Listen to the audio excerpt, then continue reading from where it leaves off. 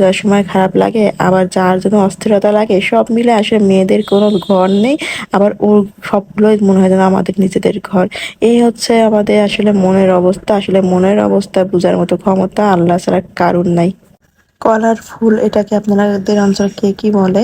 তো এটা কিন্তু ভাজি ভীষণ ভালো লাগে। আর আমার একটা খুব বাজে অভ্যাস আছে, সেটা হচ্ছে আমি ভাতের সাথে এগুলো খেতে পারি না। আমার এগুলো আসলে শুধু পানি দিয়ে গিলে খাই, বা এমনি শুধু শুধু বসে খাই গরম গরম। অনেকে আছে না ভাত দিয়ে মা খায় আচ্ছা করে, তারপরে খেয়ে ফেলে। কিন্তু আসলে আমার এইগুলো দিয়ে একদমই ওরকম হয় না।